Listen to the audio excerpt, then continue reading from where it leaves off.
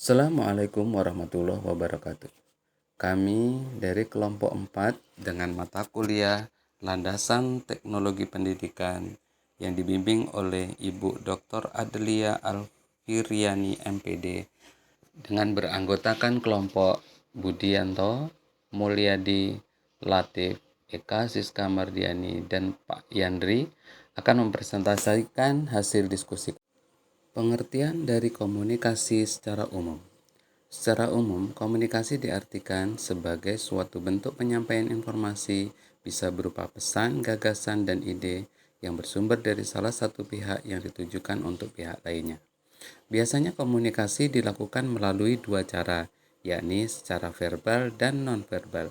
Poin terpenting adalah pesan tersebut dapat sampai ke pihak yang diberikan pesan tersebut. Elemen-elemen komunikasi. Yang pertama, sumber, di mana itu diistilahkan dengan source. Menurut Sanom, elemen sumber seperti namanya merupakan sumber dari segala informasi yang akan didapat. Yang kedua, pengiriman atau sender. Menurut Sanom, elemen kedua merupakan pihak yang berperan sebagai penyebar atau juga disebut pemancar kepada penerima. Yang ketiga, saluran atau channel. Menurut Sanom, saluran berperan sebagai perantara yang digunakan untuk mengirim sinyal sehingga dapat membantu pengiriman dalam memancarkan pesannya. Yang keempat, penerima atau receiver. Menurut Sanom, penerima merupakan pihak yang melakukan kegiatan yang berkebalikan dengan pengiriman. Yang kelima, tujuan, destination. Menurut Sanom, tujuan memiliki arti untuk siapa berupa balasan yang didapat oleh pengirim dari penerima yang sudah menerima pesan dari pengiriman. Jenis-jenis dari komunikasi. Komunikasi memiliki dua jenis cara dalam penyampaian pesan tersebut. Berikut ini kedua jenis cara berkomunikasi. Yang pertama, komunikasi secara lisan. Komunikasi secara lisan atau yang biasa disebut dengan komunikasi secara langsung merupakan cara berkomunikasi yang dilakukan oleh kedua pihak atau juga bisa lebih atau penerima dengan pengirim dengan cara bertatap muka secara langsung, dalam artian tidak ada jarak yang memisahkan kedua pihak dalam proses komunikasi tersebut. Komunikasi dengan cara ini terjadi apabila pengirim dan penerima melakukan kegiatan berdialog, saling berbicara satu sama lain, berdiskusi atau rapat dan lain sebagainya. Komunikasi lisan sendiri memiliki bentuk lain, yaitu komunikasi lisan secara tidak langsung. Komunikasi lisan secara tidak langsung biasanya dilakukan melalui kegiatan telepon, menggunakan media perangkat lain seperti smartphone, ponsel, dan masih banyak peralatan lain. Komunikasi lisan secara tidak langsung terjadi karena adanya jarak yang memisahkan antara pengirim pesan dengan penerima pesan. Meskipun begitu, keduanya tetap melakukan perbincangan menggunakan mulut mereka. Yang kedua, komunikasi secara tulisan. Komunikasi secara tulisan merupakan salah satu cara berkomunikasi menggunakan perantara media, tulisan. Bisa disebut juga dengan komunikasi tanpa adanya perbincangan secara langsung, disertai dengan bahasa yang dinilai singkat seperlunya sehingga dimengerti oleh kedua belah pihak. Padat dan jelas. Bentuk dari komunikasi secara tulisan adalah seperti SMS, surat elektronik, dan masih banyak lain. Bentuk lain dari komunikasi secara tulisan adalah melalui kabar dengan bentuk naskah-naskah tulisan yang bertujuan memberikan informasi untuk masyarakat secara umum. Tentu, naskah-naskah tersebut haruslah mengandung informasi-informasi yang kompleks. Teori komunikasi menurut pandangan para ahli. Yang pertama, menurut Littlejohn. Menurut Littlejohn, teori komunikasi merupakan salah satu teori atau gabungan dari pemikiran kolektif yang diperoleh dari kesatuan sumbernya dengan memusatkan pada topik berupa proses komunikasi. Yang kedua, menurut Jargon dan Searle. Menurut Jargon dan Searle, teori adalah sebuah ikatan antara konsep teoretik yang memiliki kesanggupan untuk memberi keseluruhan maupun beberapa bagian penjelasan, informasi, penilaian, penerangan, ataupun tebakan atas perilaku atau tindakan manusia yang didasarkan pada orang yang berkomunikasi. Berbincang, berbicara, berdiskusi, menulis, mendengar, melihat, menonton, dan masih banyak lain yang dapat dimanfaatkan untuk jangka waktu tertentu dengan perantara. Yang ketiga, menurut Borman. Menurut Borman, teori komunikasi adalah salah satu kata atau istilah yang memiliki arti timbal balik untuk seluruh pembicaraan atau komunikasi disertai dengan penelitian yang dilaksanakan dengan kehati-hatian, terstruktur, dan secara sadar. Macam-macam teori komunikasi di dunia. Yang pertama, teori komunikasi behaviorisme oleh John Browdus Watson. Teori komunikasi ini merupakan salah satu teori komunikasi yang mungkin sudah tak asing untuk Gramet. Teori komunikasi ini disupport oleh salah satu ilmuwan yang berasal dari Amerika bernama John Browdus Watson, 1878 sampai 1958.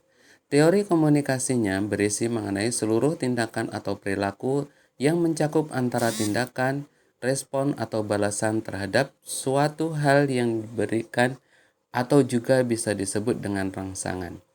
Teori ini memiliki arti bahwa semua tindakan memiliki balasan yang berbentuk respon. Dapat digambarkan seperti apabila seseorang individu mendapatkan rangsangan, lalu individu tersebut berhasil menerima serta mengamatinya, maka kita akan mudah dalam memperkirakan seperti apa tanggapan atau respon. Berikut ini beberapa prinsip belajar menurut Skinner. Yang pertama, semua nilai akhir dari pembelajaran sangat wajib untuk disampaikan pada siswa. Apabila siswa melakukan kesalahan, dibenarkan, dan apabila siswa benar, maka berilah motivasi. Yang kedua, prosedur pembelajaran haruslah patuh menurut pola dari yang belajar. Kegunaan materi hanyalah sebagai modul. Yang ketiga, siswa yang memiliki perilaku baik seperti yang diharapkan oleh guru pantas menerima sebuah penghargaan. Yang keempat, menggunakan metode shaping untuk kegiatan belajar mengajar. Yang ketiga, teori belajar sosial oleh Bandura. Teori belajar sosial ini dicetuskan oleh seorang psikolog asal Kanada, Amerika Serikat bernama Albert Bandura, 1925. Menurutnya, tingkah laku manusia dalam berinteraksi memiliki pola timbal balik yang berkelanjutan. Proses interaksi antar individu ini terjadi karena adanya pengaruh lingkungan dan perilaku kognitif antar individu.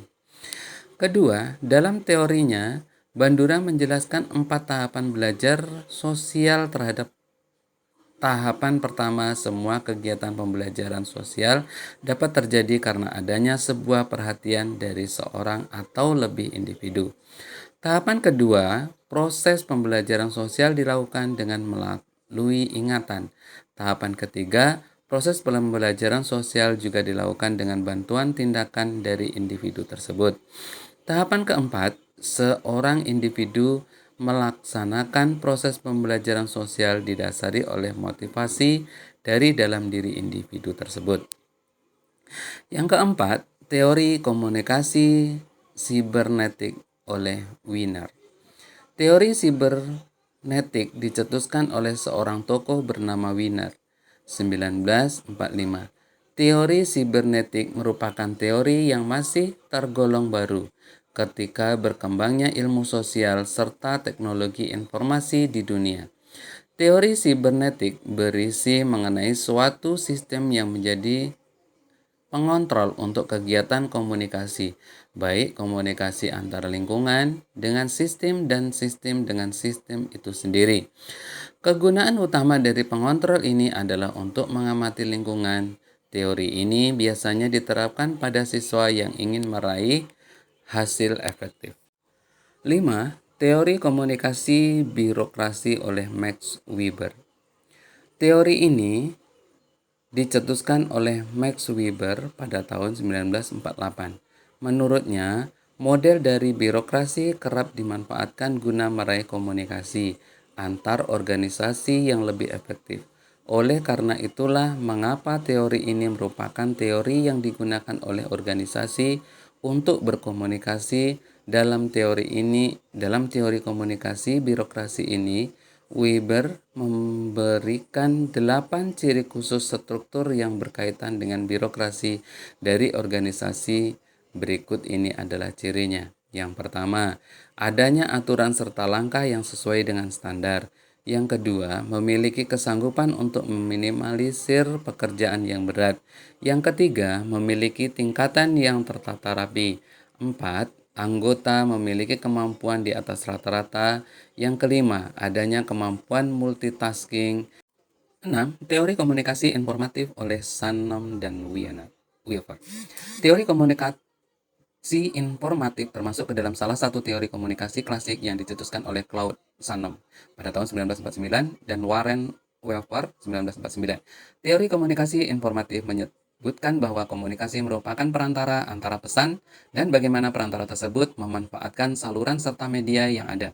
Jika dalam proses ini tidak ada kehadiran sinyal, maka proses ini akan gagal. Begitu pula sebaliknya. Teori ini memusatkan pada paham komunikasi berperan sebagai suatu perantara pesan dan komunikasi. 7. Teori komunikasi Laswell oleh Harold Laswell. Teori komunikasi Laswell dicetuskan oleh Harold Laswell pada tahun 1948 yang menjadi teoritikus terkenal yang ikut berpartisipasi dalam mengutarakan pendapatnya dalam membentuk suatu teori. Beliau menyatakan dalam teorinya bahwa beliau memiliki model komunikasi yang sederhana. Berikut ini model komunikasi dari teori komunikasi Laswell. 9. Teori komunikasi difusi inovasi oleh Roger. Teori ini menjelaskan tentang bagaimana upaya pembaharuan atau inovasi dapat disampaikan melalui beberapa saluran tertentu dengan ditujukan kepada sekelompok anggota yang berasal dari sistem sosial. Teori ini dicetuskan oleh Roger pada tahun 1961 dengan maksud difusi merupakan salah satu bentuk komunikasi yang memiliki karakteristik serta memiliki relasi dengan pemancaran pesan yang isinya adalah mengenai ide-ide baru. Teori komunikasi satu ini kerap dikaitkan dan digunakan dalam prosedur pembangunan rakyat. Ke-10, teori komunikasi agenda setting oleh M. Cobbs dan Shaw. Teori ini memiliki kemiripan dengan teori informasi. Dalam teori agenda setting memiliki pandangan apabila media memberikan suatu pengaruh pada peristiwa, maka media akan memberikan efek penting dan cukup besar terhadap peristiwa tersebut. Sama seperti teori informasi, media memegang peranan penting dalam memberikan pengaruh pendapat masyarakat terhadap suatu peristiwa yang terjadi di masyarakat. Teori komunikasi agenda setting sendiri dikembangkan oleh Markov dan D.L. Shaw 1972. Ke-11, teori komunikasi spiral of silence oleh Elizabeth Nolly dan Newman.